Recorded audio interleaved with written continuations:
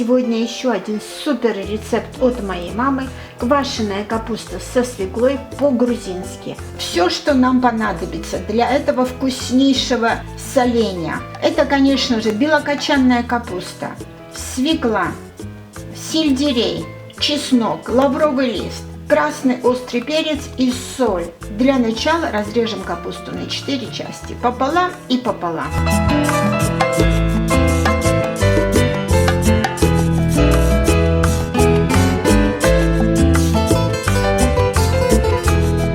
А теперь каждую четвертинку разрежем еще пополам.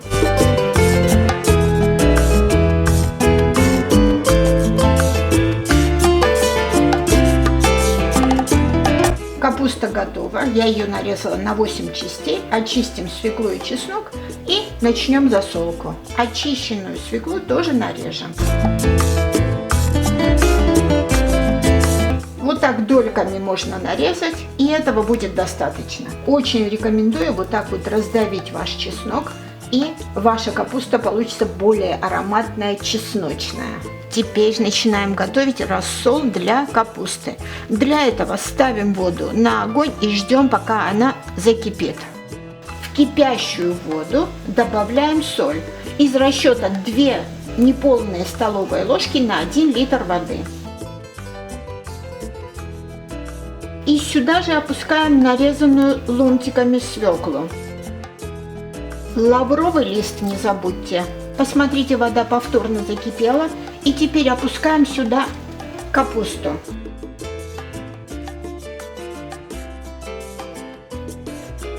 И теперь запомните самое главное. Накрываем крышкой и ждем, когда вода повторно закипит. Как только закипит, засекайте 1, максимум 2 минуты. И достаете капусту. Посмотрите, вода закипела. Засекаем 2 минуты максимум и достаем.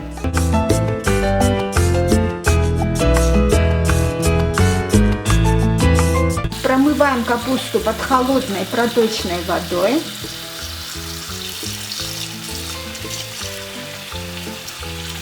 Сливаем воду и приступаем к засолке. Вот в этой керамической кастрюле я буду засаливать капусту. Можно также засолить ее или в эмалированной кастрюле, в ведре, в зависимости от количества капусты солите, или в большой банке стеклянной. Итак, начинаем складывать сюда все наши ингредиенты. Не забываем, конечно же, про чеснок, острый перец, перец по вашему вкусу, насколько острый вы любите, сельдерей просто вот так на маленькие части разломите рукой. Затем следующий слой капусты.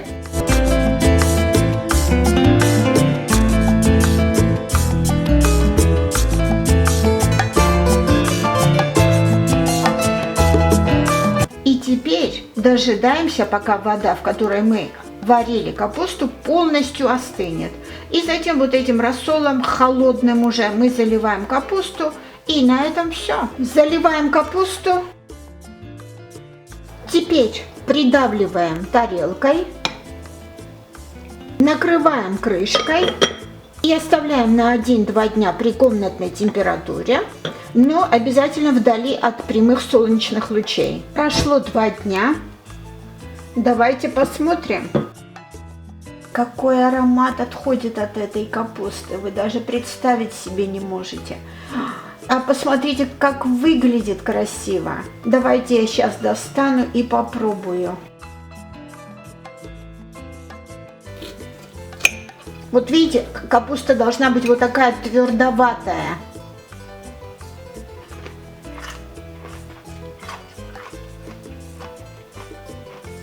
Так вкусно, так ароматно, когда вы ее кушаете и чувствуете этот хруст приятный и этот вкус. Очень и очень вкусно. Ну.